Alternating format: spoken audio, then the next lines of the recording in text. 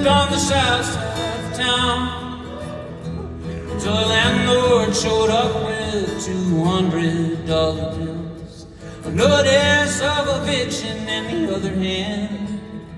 She don't live there no more, and everyone thinks she drowned.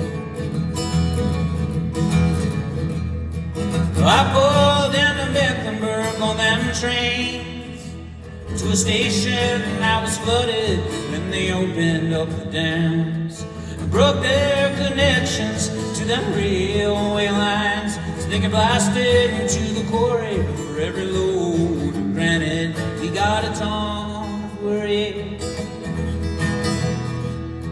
One night at the diner over eggs, over easy, she showed me the length of her legs.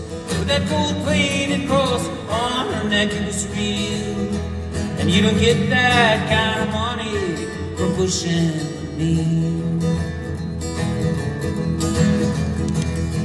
And I should have told him that she was the one for me, but I lied to most steady drifter who's looking for work is too weird. I met your sister and I married her in July, but if only to be closer to you, Caroline.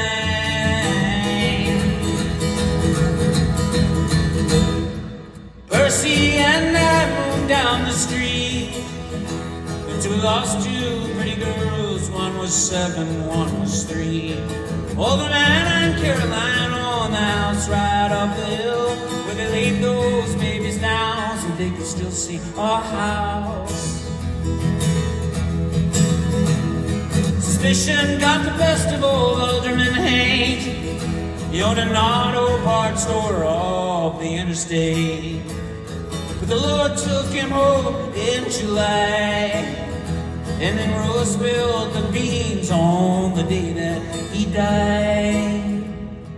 And we was in trouble, and I should have told him that she was the one for me. But I lied, tied up to concrete at the bottom of the quarry, with a tattoo on his heart that spelled out Caroline.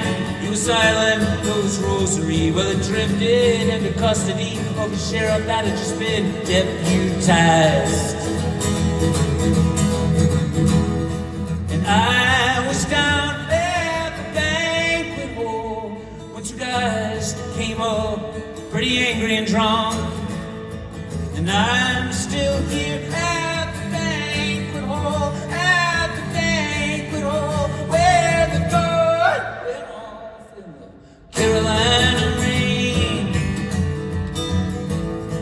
The Carolina rain.